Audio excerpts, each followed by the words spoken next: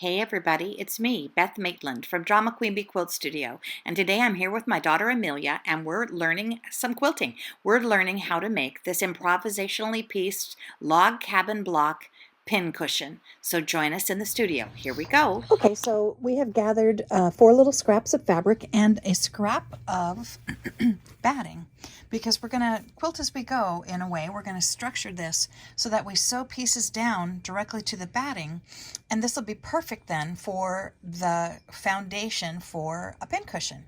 So Emmy is at the sewing machine. So Emmy, grab your first piece and let's cut us, this will be the center of your log cabin. And so you want your center, just cut us off a little chunk. That's only use scissors, not a rotary cutter. That's important. And we only need it to be about maybe an inch square or 2 inches square. So from the very edge right here, just cut off a little chunk about that big. Great.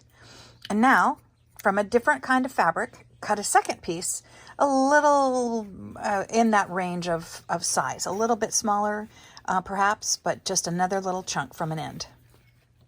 And she's picked the stripe, so here we go.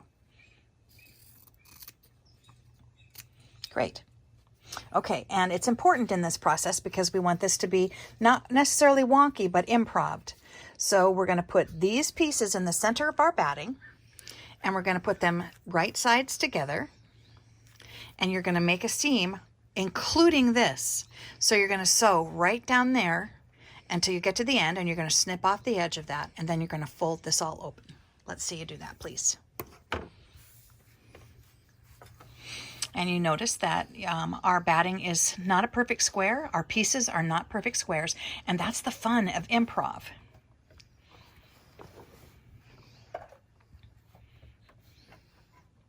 And we're going to use roughly 1/4 inch seams, and we want there to be a straight seam.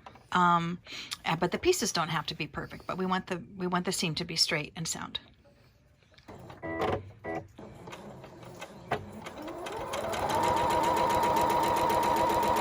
Good. Cut thread.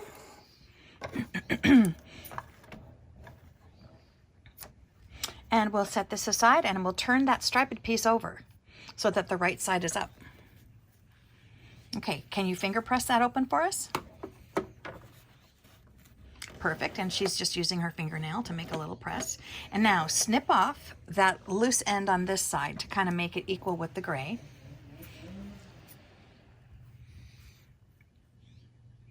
Perfect. And now grab another piece of fabric, a third selection, and we're going to cut off just a little chunk that is approximately the size of one end or the other. Perfect. So she's snipping that off, just a little chunk. And you're going to put right sides together and follow the line. And it doesn't have to be a straight. We're not trying to get precision, but we do want a correct seam, and only sew to the edge of the other pieces of fabric you've already sewn down. Perfect.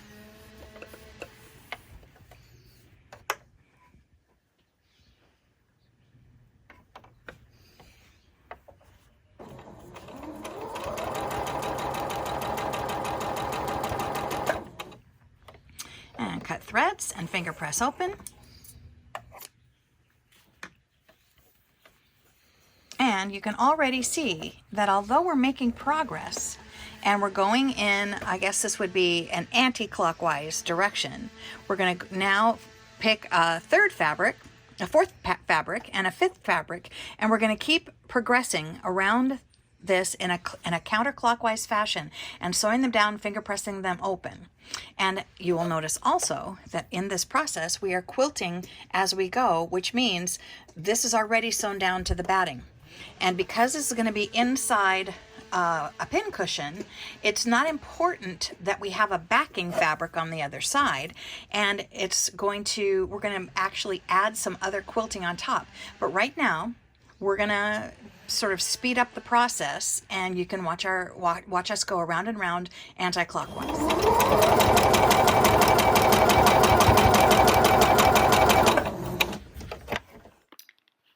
sort of like foundation piecing. We're using that scrap of batting, and it is quilt as you go, the other technique that we're using here, which is doing the quilting line as we add on new fabric, faces together and then pressing them open, and then faces together and then pressing them open, and you end up building, as you can see, our improvisationally pieced log cabin block.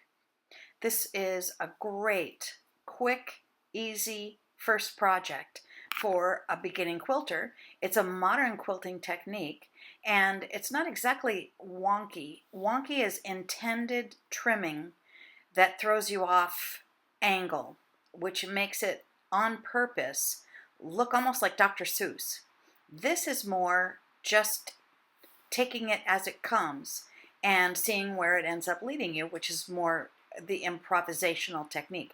And this is the best way to use up our scraps. A scrap of batting, a scraps of 3 different kinds of fabric, literally less than a 1/16 of a yard of fun for this really constructive and quick project that we can make purses out of, tote bags out of, and in this case, it's going to be an adorable little pincushion.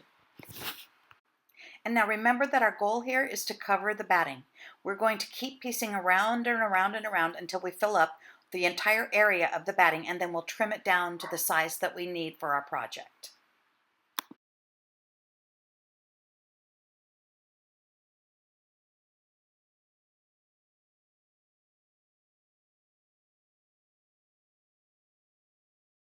So does that mean I can line up this bottom corner?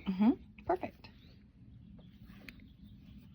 So what Emmy and I have been talking about is, now that she's kind of going off the side of the fabric over here, she doesn't have to keep building outward. She does have to, however, fill up the batting. So we may be skipping some right hand rows now in order to keep going around anti-clockwise, but we'll be going upward and to the left and to the bottom rather than to the right anymore. So go ahead. Next scrappy piece.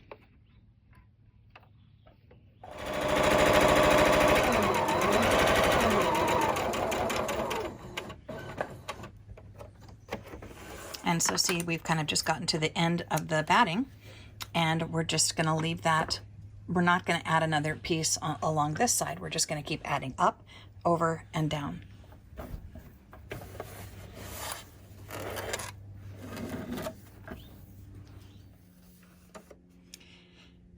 Super stress-free way to use up little bitty pieces of scraps. I mean, these are just leftover strips from other pieces of projects we've been doing, binding, sashing, leftover snips cut off here and there, and we're being able to apply them in a really improvisational and fun way. And in just a few minutes, we're going to have all the fabric we need for our top. I think we only need to put maybe one more row on. So pick a really favorite row. Let's see.